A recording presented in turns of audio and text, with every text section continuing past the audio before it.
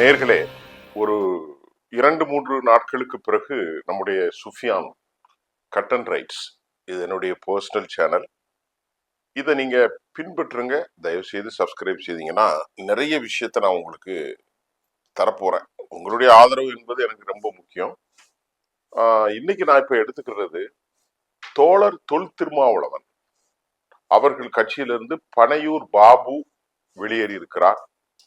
நம்முடைய முன்னாள் நாகப்பட்டினம் எம்எல்ஏயுமாகிய திரு ஆலூர் சானவாசும் கொஞ்சம் மன முரண்களில் இருப்பதாகவும் செய்திகள் வந்து கொண்டிருக்கிறது. இந்த செய்திகளை நாம ஆதாரபூர்வமாக சில விஷயங்கள்ல நாம அனலைஸ் பண்ணி பார்த்தோம். அதில் இருக்கக்கூடிய சில உண்மை தன்மைகளை உங்களோடு நான் பகிர்ந்து கொள்வதற்கு ஆவலாக இருக்கிறேன். விடுதலை சிறுத்தைகள் என்பதும் தோழர் தொல் திருமாவளவனும் அவர்களை சார்ந்தவர்களும் ஒரு நார்மலான ஒரு பார்ட்டி கிடையாது. மற்ற கட்சிகள் ஆரம்பித்ததை போன்று அந்த கட்சிக்கு ஒரு பெரிய கோர் அஜெண்டா ஒன்று இருக்கிறது. அந்த அஜெண்டா என்பது ஒடுக்கப்பட்ட மக்களை உயிர்ப்பிக்கக்கூடிய ஒரு தேசிய கடப்பாடும் பொறுப்பும் அவர்களுக்கு இருக்கிறது என்பதை முதலில் நீங்கள் பதிவு செய்ய வேண்டும். ஒரு கொள்கையை மற்றவர்கள் எல்லாம் பொது பிரச்சனைகளை தாண்டி வேறு பிரச்சனைகள் அல்ல. ஆனால் விடுதலை சிறுத்தைகளுக்கு ஒரு இனத்தின் மேன்மையை முதலில் நிலைநிறுத்த வேண்டும் என்கின்ற ஆழமான ப்ரொபவுண்ட் டிக்னிட்டி கடமைகள் அவர்களுக்கு இருக்கிறது. ரொம்ப ஒரு டீப் பெனிட்ரேஷன், ஊடுருவி உள்ளே ஆழமாக அதையெல்லாம் அவர்கள் கவனிக்க வேண்டும். விடுதலை சிறுத்தைகள் ஏதோ திராவிட முன்னேற்ற கழகத்திற்கு நன்றி கெட்ட மாதிரியும், திராவிட முன்னேற்ற கழகத்தினுடைய வாக்குகளை பெற்று திராவிட முன்னேற்ற கழகத்திற்கு மிகப்பெரிய கொள்கை முரண்களை அவர்கள் செய்த மாதிரியும் இன்றைக்கு வலைத்தளங்களில் சிலர் பேசிக் கொண்டிருக்கிறார். நான் ஒரு நடுநிலை ஜேர்னலிஸ்டாக சிறுத்தைகளுடைய கடந்த வரலாற்றையும் தோழர் தொல் திருமாவளவனுடைய இன்றைய நிலைப்பாட்டையும் உங்களுக்கு சில சொல்லலாம்னு நினைக்கிறேன். மிகச்சிறிய வயதில் அன்பிற்குரிய சகோதரர் திரு ஆலூர் ஷானவாஸ் அவர்களை மகுடம் சூட்டி அழகு பார்த்தவர் திரு திருமாவளவன். பனையூர் பாபுவை பற்றி எனக்கு அதிகமாக தெரியாது. இருந்த போதிலும் அவர் அங்கே ஊடக பிரிவிலே பணியாற்றிய செய்திகளும் நமக்கு விளங்கும். நான் என்ன கேட்கிறேன் என்று சொன்னால், தோழமை நட்பு என்பது, அரசியல் என்பது அது ஒரு விளையாட்டு மைதானத்தில் நடக்கக்கூடிய போட்டிக்கு ஒப்பானது. 5 நாட்கள் ஒரு டெஸ்ட் மேட்ச் நடக்கிறது. ஐபிஎல் சில மணி நேரம் நடக்கிறது. கொள்கைகள் வேறு, கூட்டணிகள் வேறு. விடுதலை சிறுத்தைகள் என்னமோ திராவிட முன்னேற்ற கழகத்திலே பல ஆயிரம் கோடிகளை பெற்றுக் கொண்டார்களா, அல்லது அவர்களுடைய அதிகாரத்தில் முதலமைச்சருக்கு சமமான நிலைப்பாட்டை கொடுத்தார்களா, அல்லது திராவிட முன்னேற்ற கழகம் பொது சொத்தை மந்திரிமார்கள் 13 பேரிலே காவு கொண்டதை போன்று சிறுத்தைகளில் யாருக்காவது அந்த பங்கு உண்டா? அதுல இவ்வளவு காலம் பயணித்த நண்பர்கள் கண்டிப்பாக நீங்கள் புரிந்து கொள்ள வேண்டும். உங்கள் கட்சியில் 13 அமைச்சர்களின் மீது ஊழல் புகார்கள் இருக்கிறது. உங்கள் கட்சியில் பலர் தேசிய சாதியவாதிகள். நான் முழுக்க சொல்வேனால் ராஜகண்ணப்பன், துரைமுருகன், அதை போன்று பொன்முடி, இன்னும் ஏராளமான பேர் தேசிய சாதியவாதிகள். தங்களுடைய சாதியும் தங்களுடைய மேன்மையும் உயர்த்தக்கூடியவர்கள். திராவிட முன்னேற்ற கழகம் தந்தை பெரியார், பேரறிஞர் அண்ணா அவர்களுடைய அந்த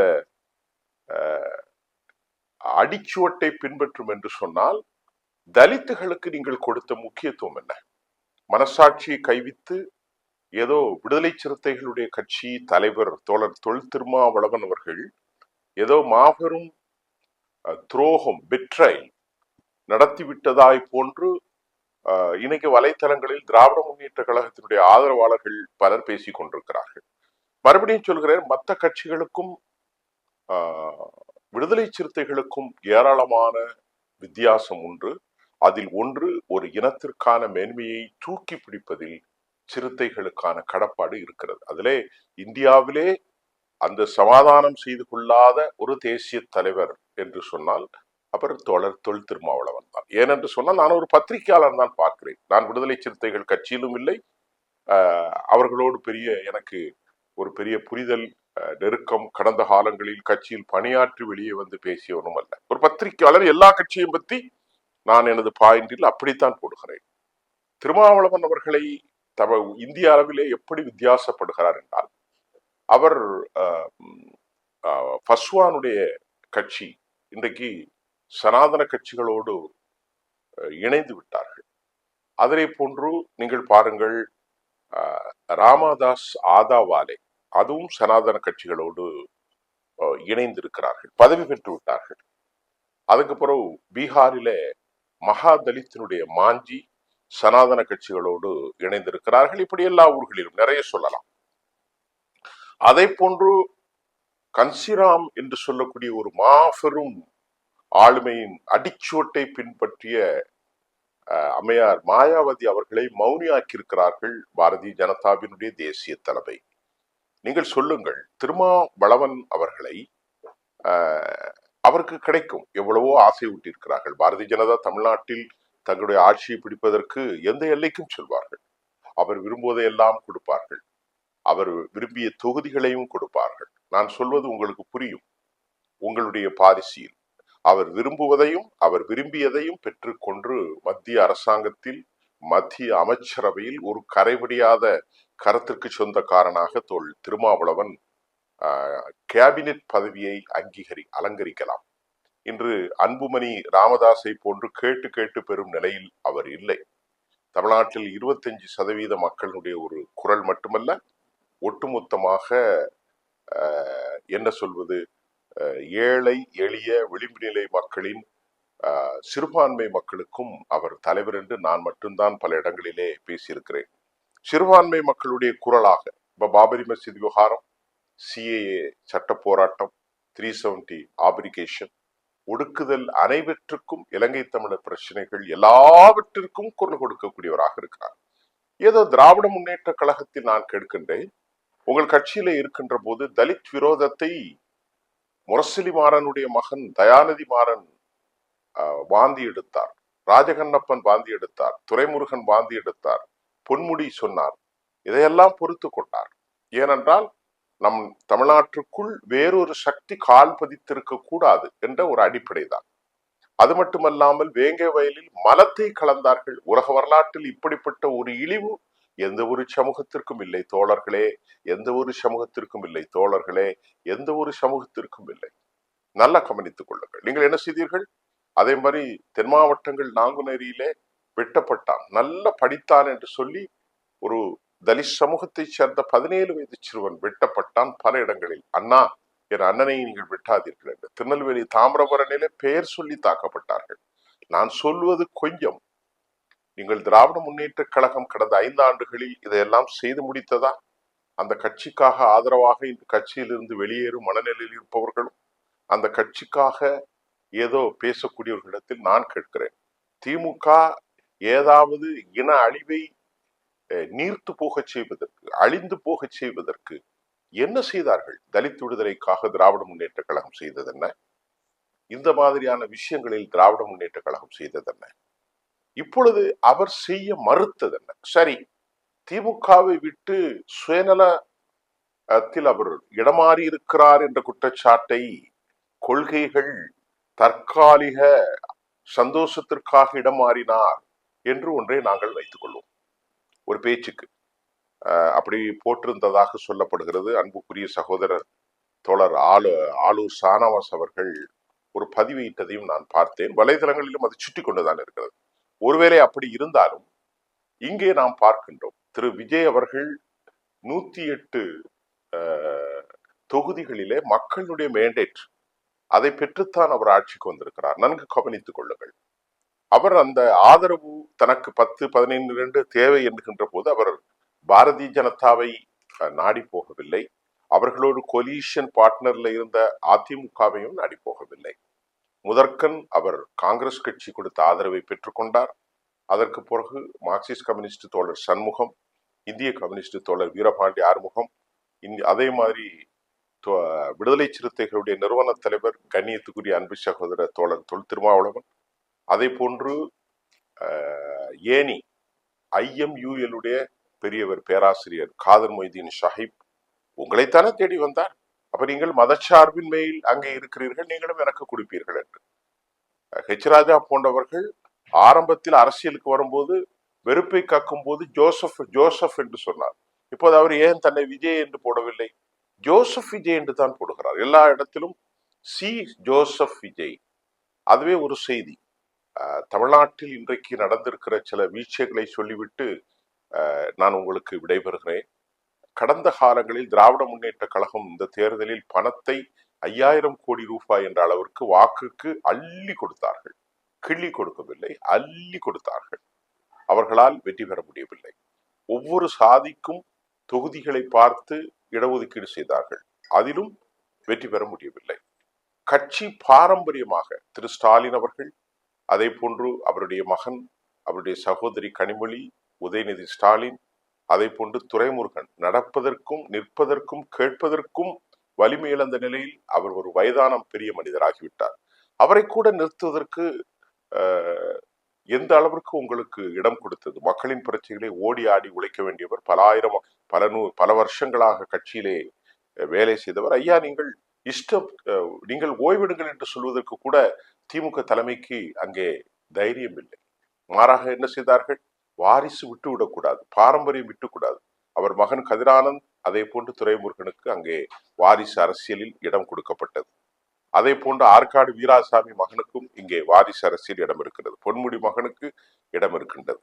அதே போன்று தங்கவேலு முன்னாள், அதாவது பேர் என்னது, தமிழச்சி தங்கபாண்டியன், தங்கம் தென்னரசு போன்றவர்களுக்கு வாரிசு அரசியல்.